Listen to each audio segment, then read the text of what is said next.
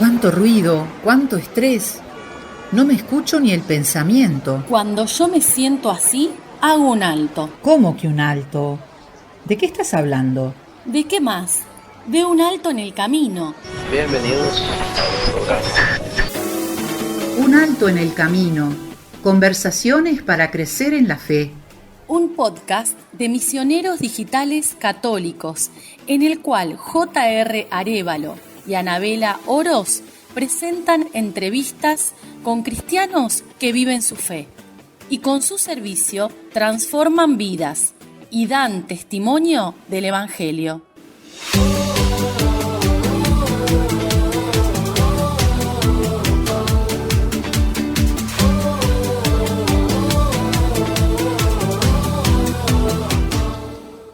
Bienvenidos a un nuevo programa de Un Alto en el Camino. Soy J.R. Arévalo. Y yo, Anabel Oroz.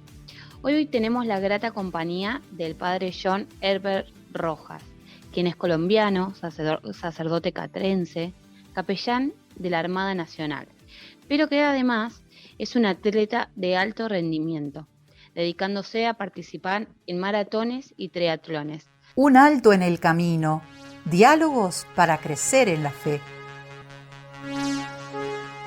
Un cordial saludo para todos los que escuchan este podcast, a todos los miembros de Misioneros Digitales Católicos. Soy el Padre John y qué alegría poder compartir con todos ustedes. Muchas gracias, Padre, y la verdad que muy contentos de tenerlo aquí en el programa. Un honor que nos hace poder compartir micrófonos y charlar un poquito acerca de su vida, ¿verdad? De su sacerdocio y esta parte tan importante que también es su parte como atleta de alto rendimiento. Ya estaremos platicando de eso. Pero para comenzar, Padre, cuéntenos un poquito acerca de su vida. ¿Quién es el Padre John?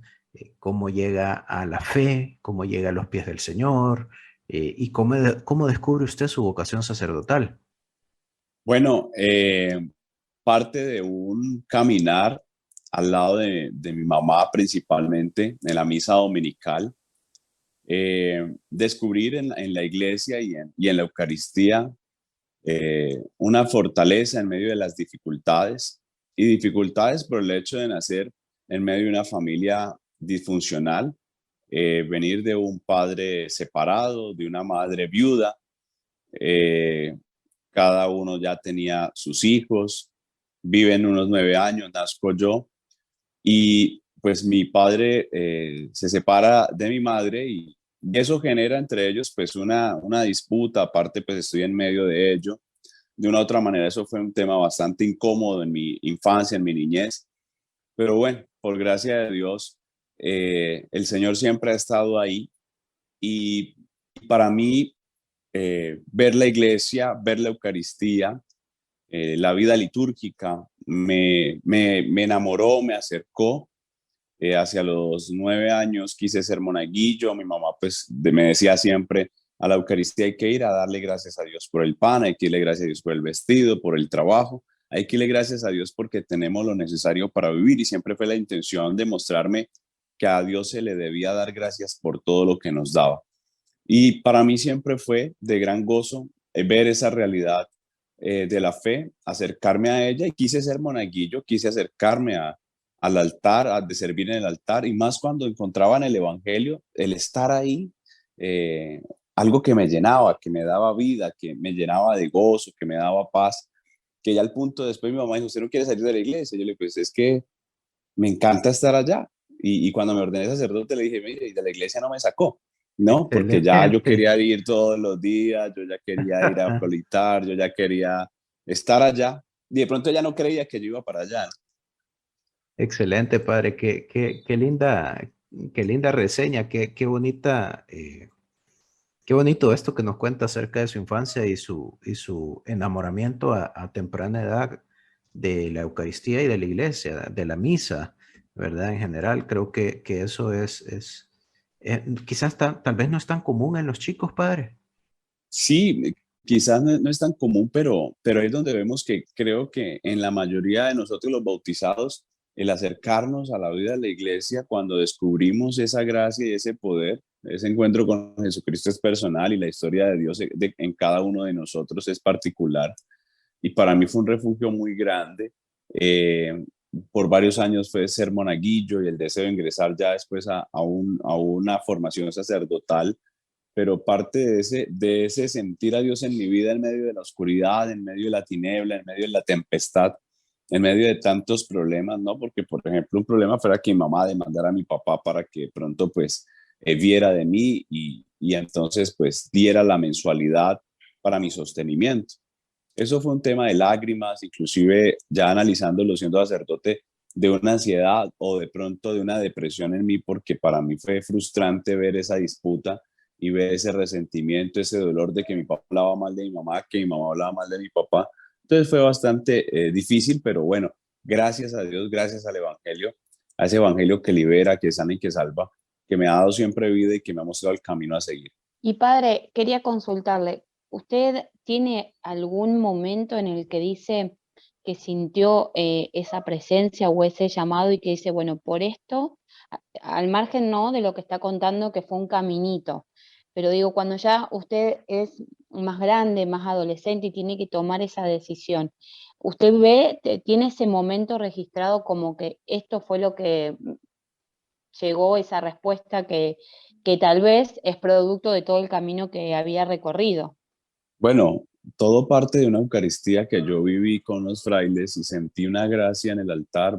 Participaba pues con mi familia y vi una gracia muy grande en el altar. Sentí gracia, sentí presencia de Dios allí y todo eso a mí me llevó a querer estar en el altar, me llevó a querer conocer más y, y sencillamente a partir de ahí quedó en ese corazón esa inquietud vocacional, quedó como esa inquietud de conocer más, de saber más al respecto, al punto de que yo busco entrar al seminario menor, a un seminario de formación académica, pero con orientación vocacional, a un semillero.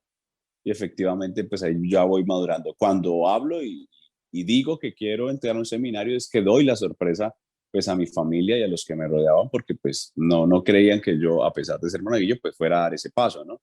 Como algunos dirían, o sea, amigos que decían, ¿usted de cura? O sea, muchos no daban nada, no lo creían por mi forma de ser o por quién era yo.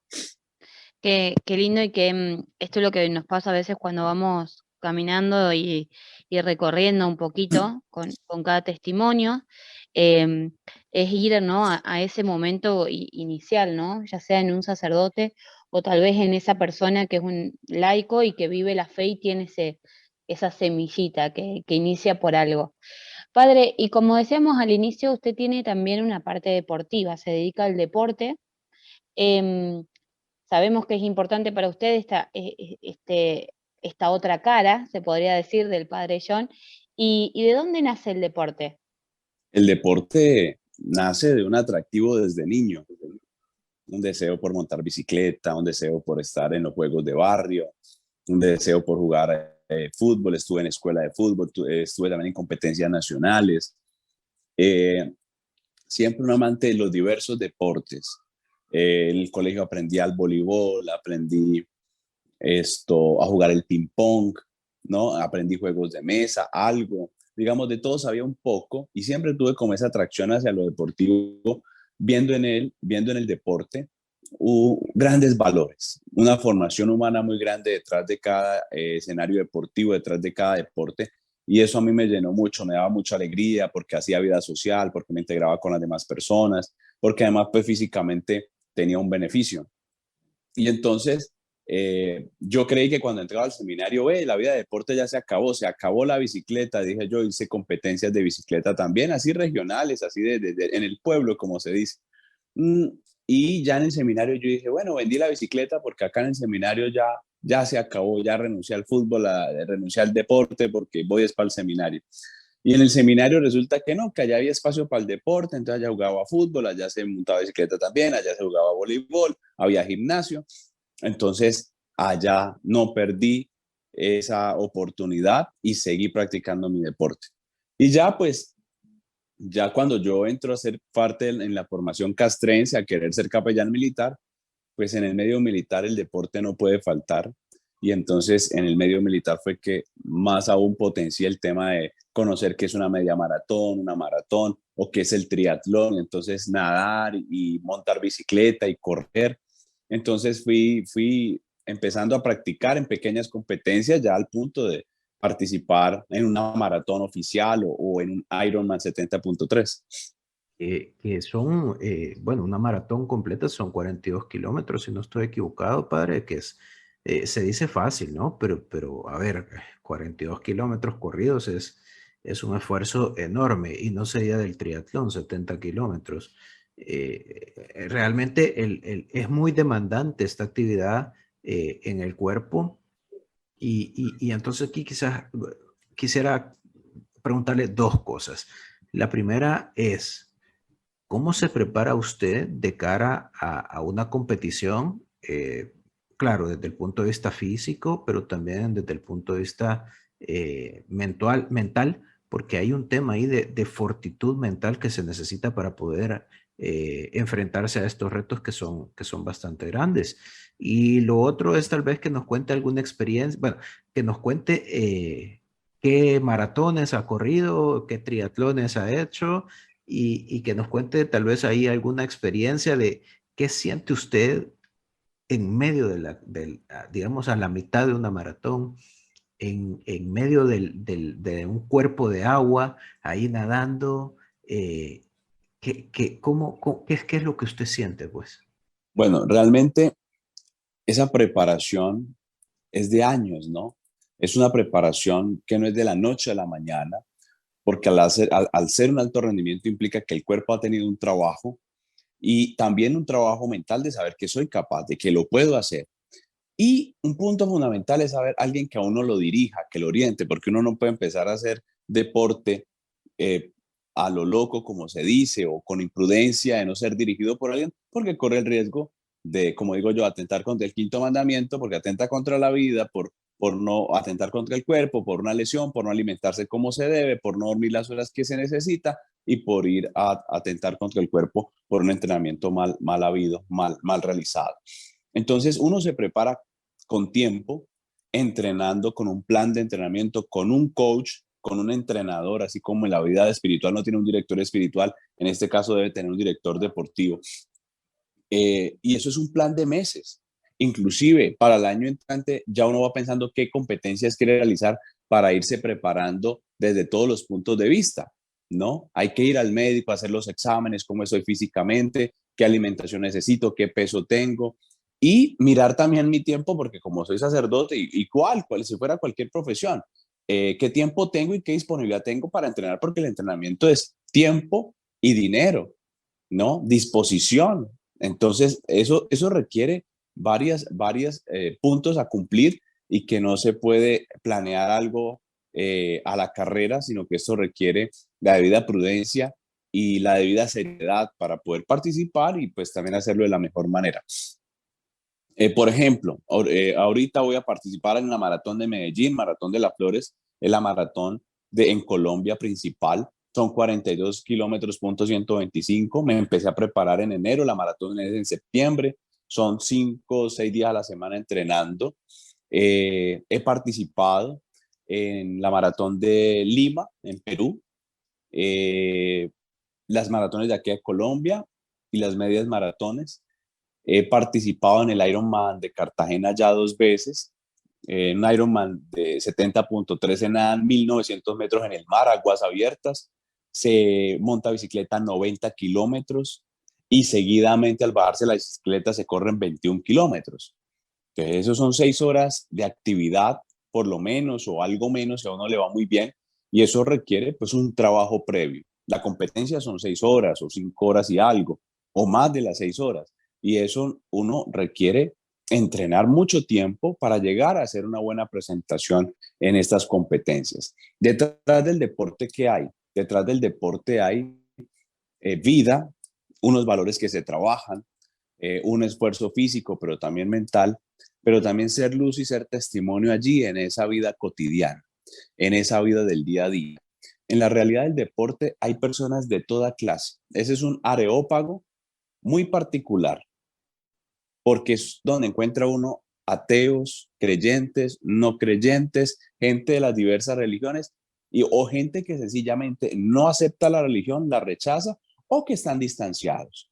Y ver un sacerdote en esa realidad, le dicen a uno, uno se imagina al sacerdote con la camándula en la mano nomás o de rodillas o allá con su hábito, solo con su clériman o con su ornamento, y no saben que un sacerdote también come, también duerme, también siente, también disfruta el deporte y que puede hacerlo. Entonces la pregunta es, ¿y su obispo lo deja? ¿Y qué piensa su obispo? ¿Y si le dan permiso?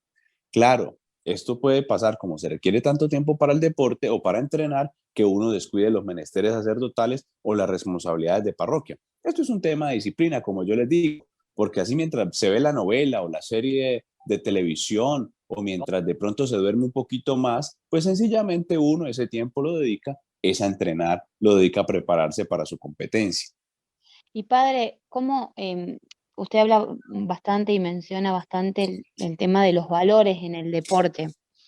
Se me viene a la cabeza, y yo soy bastante competitiva, hasta en un juego de mesa con mis hijos, eh, digo, ¿cómo maneja esa parte de la competencia, del querer ganar? Porque, no sé, le pregunto y a la vez un poco contesto. Imagino que cuando piensa en esa meta, en la llegada, como en querer ganar, o cómo lo trabaja. Lo pregunto también desde el lado, digo, tal vez hay mucha gente que nos está escuchando y sobre todo en los niños, hoy la competencia, el querer ser mejor que el otro, estamos como un poco viviendo eso.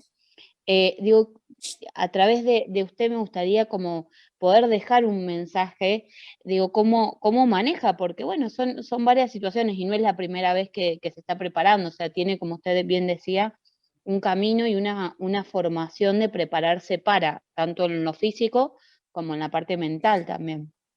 En ese tipo de deportes o en el deporte uno compite con uno mismo, en ser la mejor versión. Uno no compite con las marcas de los demás, uno compite con su propia marca, mejorar sus propias marcas. Ahora, en un Ironman, en una maratón, uno comúnmente, el aficionado, comúnmente no compite por estar en el podio, más aún cuando son competencias tan grandes y de tanta gente, porque uno no tiene el tiempo para de pronto ser tan pro, para ser tan élite o ser élite. Sencillamente uno va por participar, ¿sí? Con la intención de hacer un buen registro, no con la intención de competir con los otros y ganarle a los otros. Lo que sí hay es una competencia con los amigos a ver quién tiene mejor marcas, cómo ha mejorado y le preguntan, ¿no? ¿Y qué tiempo tienes tú? ¿Y qué tiempo hiciste? ¿Y cómo te fue? Uno no queda entre los primeros.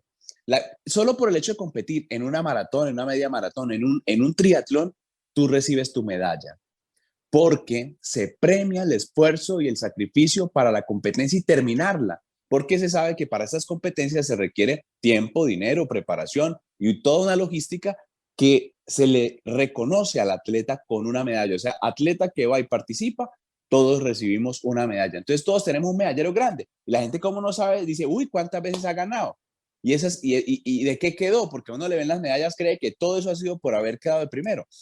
No, no se trata de eso, es tanta la gente, son 2.000 personas que compiten, ganan solo 3, pues la cantidad es muy grande. Aquí el hecho es, lo hago por mí, lo hago por salud, lo hago por crecer, lo hago por madurar, lo hago porque me apasiona, porque me gusta, porque me hace mejor persona, ¿sí? Hay una gran tentación y es la arrogancia, la soberbia y competir con los demás y obsesionarse uno al punto que descuida, lo digo por el ejemplo de un profesional normal, descuida a su esposa, descuida a sus hijos, descuida a su familia por irse a entrenar, por comprar una bicicleta tan costosa o por comprar una indumentaria tan alto en costo que descuida las responsabilidades de su casa y de su hogar. Eso, por ejemplo, es un dato que genera algo de interés porque esto es motivo de pelea en una casa, ¿no? En el caso mío de sacerdote podría pasar que descuidara mi ministerio, descuidara mi responsabilidad pastoral por irme a competir, pero ahí es donde está, tengo claro lo que quiero, quién soy, qué quiero y para dónde voy. Entonces, para resumir en este punto, que es tan bonita la pregunta, es saber que uno ha de competir consigo mismo y la idea es mejorar y ser la mejor versión de uno mismo cada día, de saber que uno puede mejorar hoy y puede estar bien físicamente hoy, pero puede enfermarse y puede bajar de nivel. y en algún momento estar entre los primeros y por un COVID, por ejemplo, como me pasó a mí, pues desmejorarme deportivamente bastante y volver a empezar desde cero. Pero qué lindo descubrir que el deporte nos da vida, que nos da salud y que nos permite tener calidad de vida, porque nos permite darle al cuerpo una resistencia, una preparación para estar bien, para disfrutar mejor. Y eso creo, padre, es importantísimo para cualquier persona porque entrando un poquito al tema religioso también se nos dice que nuestro cuerpo es templo del Espíritu Santo, ¿no? Entonces debemos de cuidar este cuerpo que Dios nos ha regalado y obviamente a través del tiempo hemos sabido que el deporte es por excelencia una de las mejores formas de cuidar nuestro templo personal. Otra es la alimentación, ¿no? Y qué es lo que le metemos al cuerpo. Siendo un atleta de alto rendimiento, pues usted, como decía, tiene una dieta que es consecuente también con esto.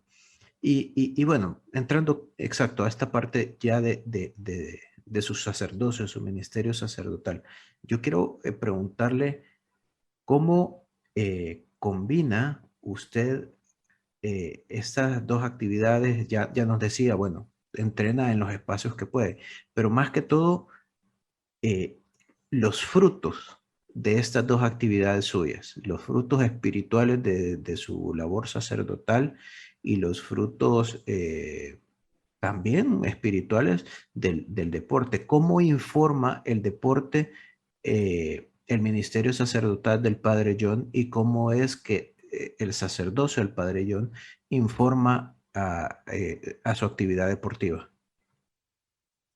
Bueno, como sacerdote me da un dinamismo, como sacerdote me permite mostrar un ser humano, una persona, un joven eh, que quiere transmitir un mensaje, que quiere contagiar a otros, que quiere animar a otros.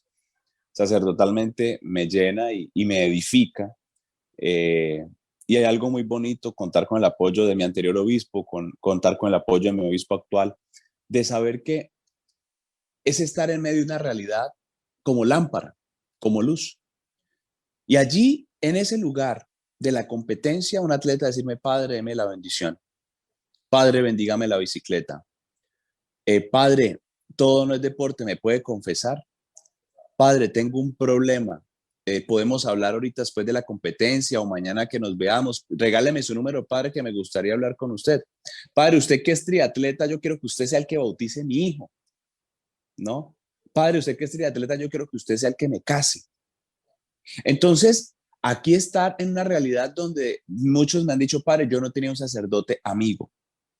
Es que uno se imagina al padre viejito, al padre gruñón allá, que toque irlo a buscar a la oficina o a la sacristía o al templo. Y es que tenemos aquí un sacerdote, ¿no? Por ejemplo, en mi equipo de triatlón de la Armada Nacional, no puede faltar la misa. Entonces, como está el padre, la misa para encomendarnos y encomendar la competencia. Probablemente no van todos porque todos no son católicos, pero van la mayoría. Y me piden la bendición de las bicicletas. Me piden que haga la oración antes de la competencia. Y aparte llegan individuales y me dicen: padre, la bendición.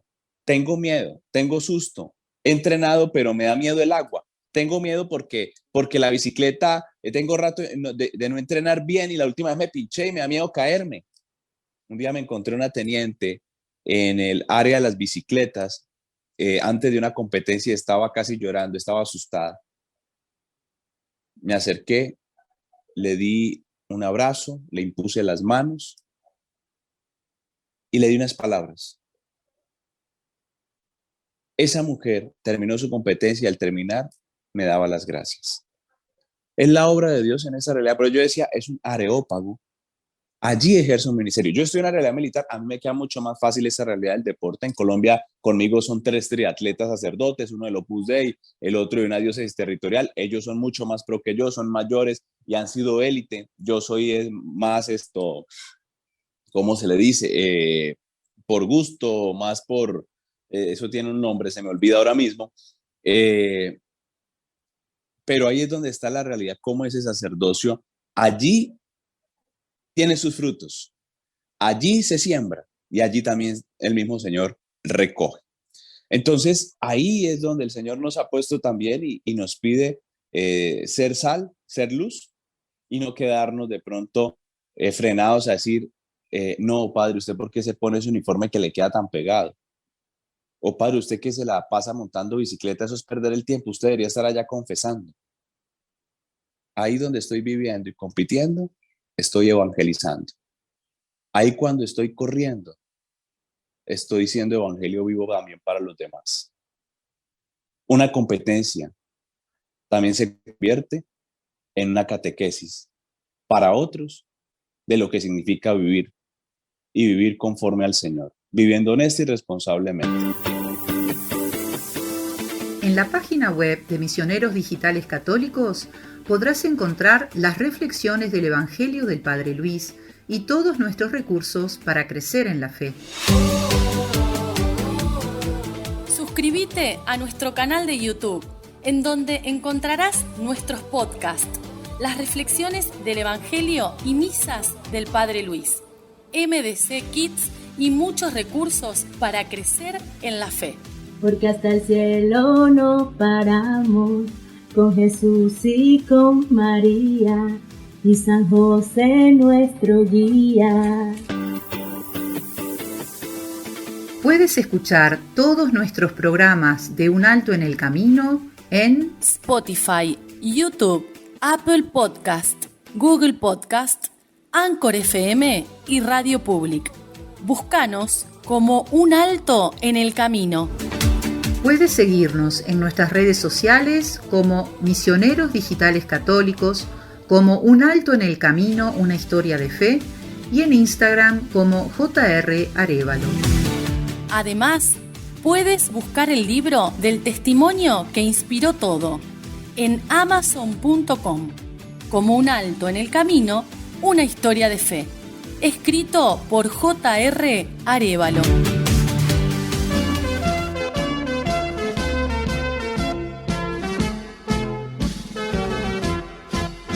Caballeros del juego hay que ser, al campo a salir, con fe y con valor, adversarios que van a ofrecer, en brega gentil, ejemplo y vigor.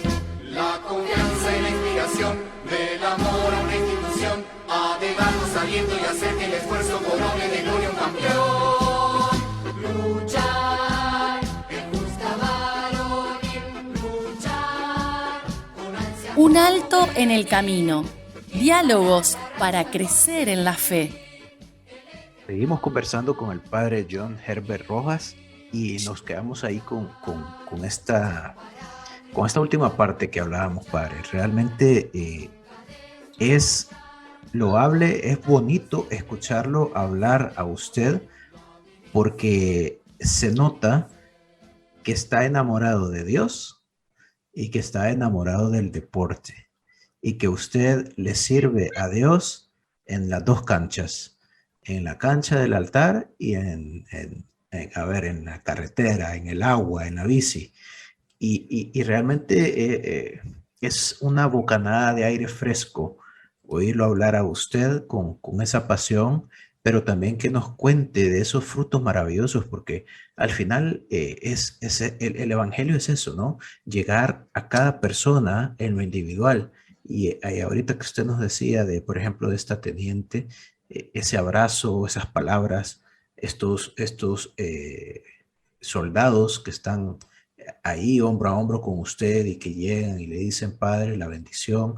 Es decir, eso es el Evangelio. Eso es lo que hacía Jesús. Jesús buscaba a las personas una a una y les platicaba y les confortaba y buscaba la conversión de esas personas. Es realmente maravilloso escucharlo.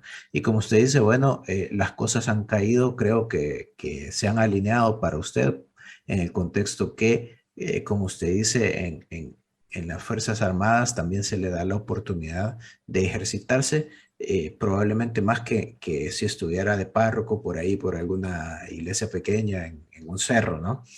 Y retomando esta parte de capellán en la Armada, le voy a hacer un par de preguntas. ¿Qué ¿qué significa, para aquellos que tal vez nunca lo han oído, qué significa ser capellán en la Armada? ¿Cuáles son sus funciones, digamos, ahí?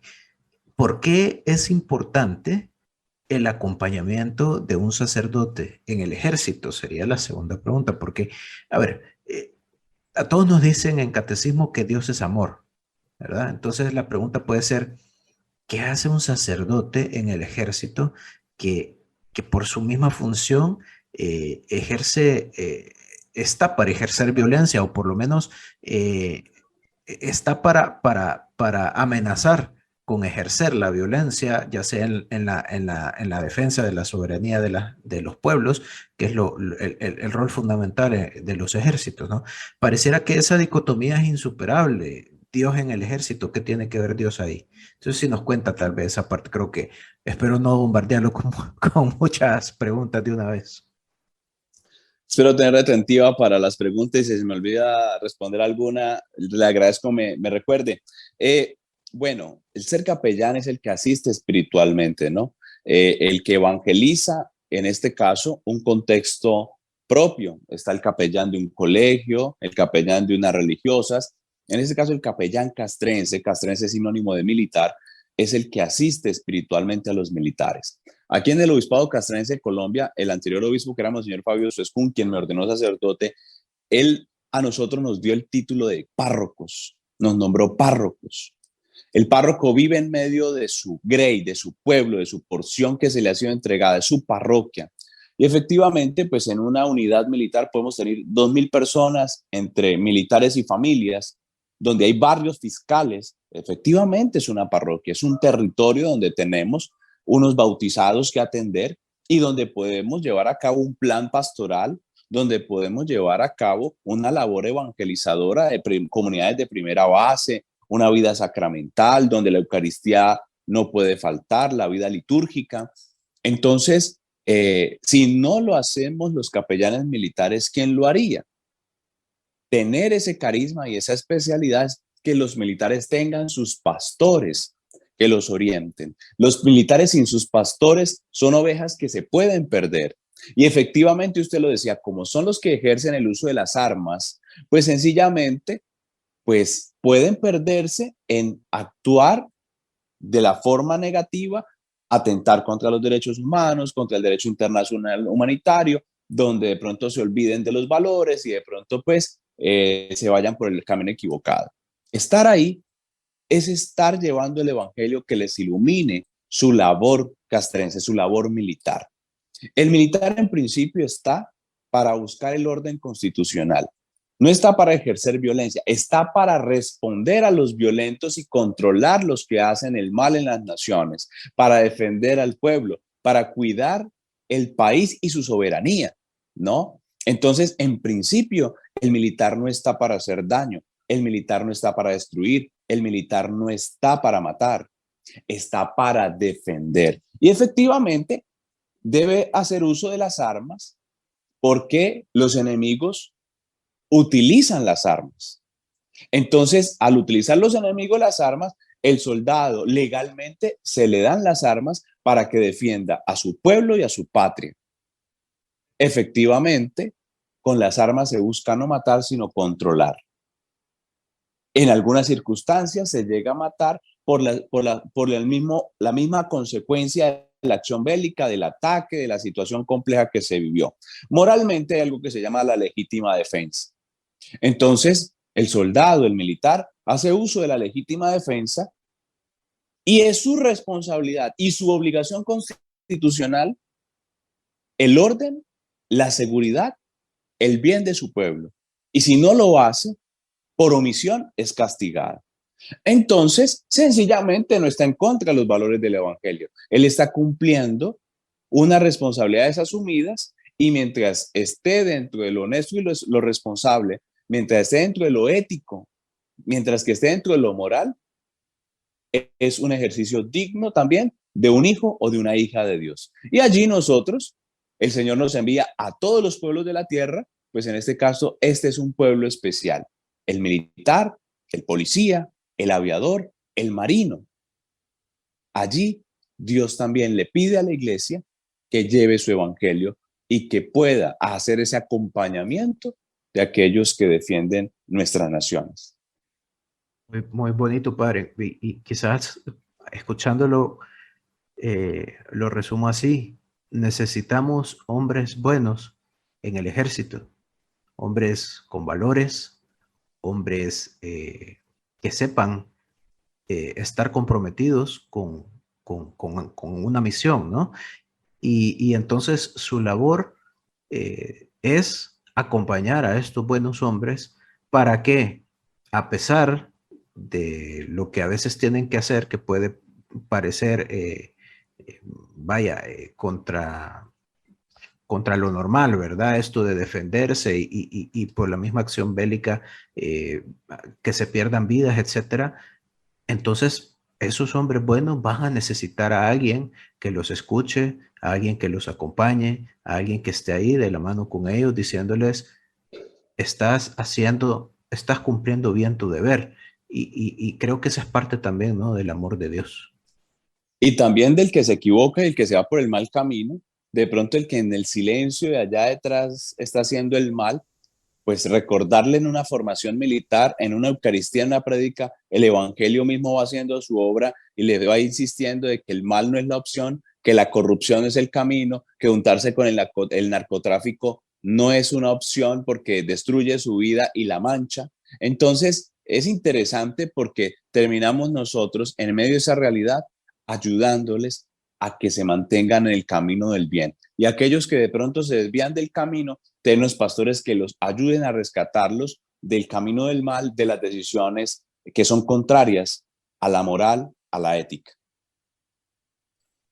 Qué lindo, padre, ese testimonio, ese acompañamiento, ¿no?, que hace esa misión.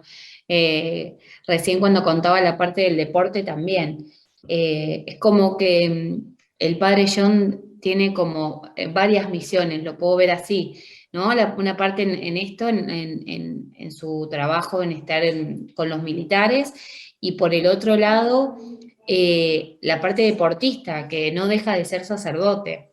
Entonces, desde ese lugar, ¿cuál es el mensaje fundamental que usted quiere transmitir, ¿no?, a través del sacerdocio y a través de su actividad como deportista? Aquí hay una realidad y es bonito el hecho de, del testimonio, del ejemplo, de que usted me inspire. Yo que inspiro como capellán, yo que inspiro como sacerdote en la realidad en la que me encuentro. Es una realidad muy difícil de evangelizar, muy compleja porque no es la de la parroquia común. Yo estoy en el contexto de la gente que está en los buques, de la gente que está navegando, de la gente que está cuidando las costas, los ríos, nuestros mares. Yo ahora acabo de entregar mi parroquia hace 2 días, que estaba en una escuela de formación de marinos, escuela naval de suboficiales, jóvenes de 17, 18, 19, 20, 22 años que llegan a formarse para ser marinos en los buques, en esta realidad de la vida naval. Jóvenes bachilleres o de pronto con un estudio técnico o tecnológico y llegan a formarse allí. Ellos aún no lo están viendo y de pronto yo no puedo tener acceso para ellos de una forma permanente y de pronto no los puedo tener en el templo a todas horas, sino en la misa a la semana, en las clases o de pronto en la formación, unas palabras, se convierte también en que la figura del capellán sea testimonio, sea inspiradora, sea influenciadora. Y en este caso, que estuve 5 años en esta parroquia, saber que los jóvenes me veían y me preguntaban, padre, ¿cuánto corrió hoy? No, corrí 20 kilómetros y ellos corrieron 10 y son alumnos y son los militares. Ay, el padre corrió más que nosotros. Y ellos son los militares. Ay, el padre madruga también. Ve, nosotros madrugamos a las 4 de la mañana a entrenar como militares y a las 4:30 ya vemos al padre saliendo a entrenar en su bicicleta, su estado físico. Y entonces nos habla con autoridad y cómo pues el ejemplo de vida y esa coherencia y esa congruencia también es fundamental, ¿no? Entonces, ver que la vida cristiana no se reduce solo a los actos de piedad, sino a una vida que en el paso de las horas sea una verdadera ofrenda agradable a Dios, sea una verdadera alabanza a Dios, viviendo, ¿no? Viviendo en aquello que el Señor nos permite vivir y disfrutar y también ser evangelio vivo por donde vayamos. Bueno, acá vemos, creo que siempre decimos con José en los testimonios, algo nos queda, siempre aprendemos algo, ya sea de un laico o de una religiosa o en este caso de un sacerdote. Creo que lo que nos muestra, Padre, es esa misericordia de Dios y ese gran corazón de poder mostrarnos y a través suyo cómo se puede obrar de distintas maneras y no siempre dentro de una iglesia, no siempre el sacerdote tiene que estar y pertenecer a una iglesia para cumplir su función, su misión. Así que creo que nos quedamos con ese aprendizaje de poder encontrarlo a Dios en distintos lugares, en el deporte, que de hecho hace poquito grabamos con César, también un laico deportista, y también, ¿no? En todo lo que tiene que ver con los militares que tanto también necesitan de la presencia de Dios para su tarea, para su trabajo. Padre, para ir cerrando, esta es una pregunta que lo hacemos a todos los que nos acompañan en los podcasts, y esto es más personal, más dejando de lado un poco la parte del sacerdocio. ¿Cómo trae su fe a lo cotidiano? ¿Cómo lo vive en el día a día? ¿Cómo siente la presencia? Con lo humano, siendo persona, siendo un rostro que agrada. Hay una frase que dice, usted no tiene la culpa de la cara que tiene, pero sí tiene la culpa de la cara que hace. Alguna vez mi obispo, Monseñor Fabio, decía que unos campesinos salieron de una vía y él estaba parado con otro sacerdote y los campesinos le dijeron, ustedes son padrecitos. Y ellos dijeron, sí, nosotros somos sacerdotes. Y el campesino les dijo, los sacerdotes son las caritas de Dios. Y creo que es fundamental para mí trabajar en lo humano y con un rostro agradable, ser ese rostro de Jesús, desde lo humano. Necesitamos ser personas que tratemos bien, que tengamos una palabra amena, un saludo cortés, que seamos nosotros atentos, que seamos misericordiosos, desde lo humano, desde lo humano. Que nosotros seamos puntuales, que vistamos bien, impecables, limpios. No hablamos de ropas de marca, no, limpios. Que nos preparemos, que tengamos un lenguaje cortés, un lenguaje agradable, un lenguaje cercano, bondadoso. Ese es un punto fundamental. Dejando el sacerdocio a un lado, trabajando lo humano, porque lo humano es la base de lo cristiano. Lo humano es la base de lo cristiano. Y lo humano y lo cristiano es la base de un matrimonio y es la base de un ministerio sacerdotal. Y ante todo, estamos llamados a ser humanos, a ser personas. Wow, padre, de verdad que qué enseñanza más linda nos deja en esta parte y obviamente vemos y sentimos que usted hace lo que aconseja y que hace lo que predica también. De verdad que ha sido para nosotros un gusto tenerlo en nuestro programa, viendo una faceta muy distinta a la de, si se quiere, de los sacerdotes tradicionales, ¿no? Que están en sus parroquias y que tienen otros retos igual de importantes, ¿no? Pero escucharlo a usted, ver lo que hace, ver el amor con el que se entrega y con el que hace las cosas, realmente es refrescante, nos motiva, nos llena de ánimos y sobre todo esta última parte que vamos a recalcar de ser humanos, ¿verdad? Ser humanos, ser buenos, buscar ser buenos, ser decentes, moralmente competentes también. Y creo que mucho de eso se ha perdido hoy en día y muchísimas de los problemas que existen y entre las personas y esa falta de relación que de repente puede haber entre ellas es precisamente por eso, porque hemos perdido esa cordialidad, esa amabilidad hacia los demás. Entonces, nos quedamos con esa última parte. Padre, de verdad, agradeciéndole nuevamente por estar aquí con nosotros, invitando a todos los que nos escuchan a que lo busquen. Lo pueden encontrar en Instagram como Padre John Herbert Rojas, si no me equivoco. Ahí me corrige si estoy mal, pero creo que así, Padre John Herbert Rojas. Sí, así es, Padre John Herbert Rojas. Y también tengo mis podcasts. Me pueden encontrar en Spotify como el programa Navegando con Dios. Excelente, Padre. Vamos a tomar un par de minutos para hablar de ese tema que no lo teníamos en radar. Cuéntenos de ese podcast. Bueno, yo estuve en un encuentro en México, en Monterrey, el año anterior, con Ilumina Más, la pastoral de redes de Monterrey. Y bueno, allá en Hechos 29, así se llamó este evento, tuve la oportunidad de conocer qué eran los podcasts. Había hecho radio en la diócesis y había hecho radio en la época de seminario. Y resulta que, bueno, aprendí qué eran los podcasts y cómo se subía un podcast y me ofrecieron la oportunidad de grabar un podcast y me escucharon grabar y me escucharon la voz y me dijeron, usted tiene tremenda voz. Y el padre Borre me dijo, aquí le regalo el micrófono porque usted tiene que aprovechar esa voz, y me regaló un micrófono y me dijo, cuente con nosotros, cuente con nuestros técnicos para poder subir a las plataformas los podcasts, mire de qué va a hablar, sáquele jugo a esa voz. Y efectivamente llevo unos podcasts y de una vez armamos, listo, se va a llamar Navegando con Dios, esta va a ser la foto que va a aparecer. Y bueno, cada martes se sube un podcast. He buscado que sea un podcast corto, fresco, agradable. Y ahí está, pueden irlo a ver en Spotify, lo encuentran también en los podcasts de Apple y bueno, ahí los van a encontrar. Excelente, Navegando con Dios, ahí está. Y me llamó mucho la atención esto de Hechos 29 por el tema, ¿no? El capítulo, qué buenísimo también está esa referencia, Padre.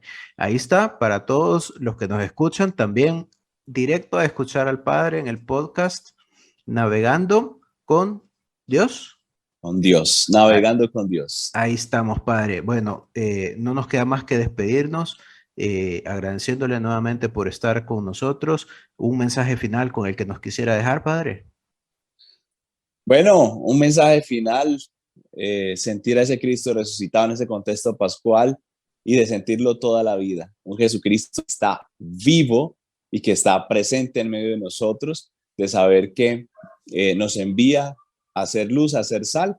Y recordaba, de acuerdo a lo último que hablábamos, una frase de San Agustín: lo humano es lo más divino y lo más divino es lo más humano. Así que podamos ser nosotros carita de Dios, rostro de Dios en medio de los que nos rodean.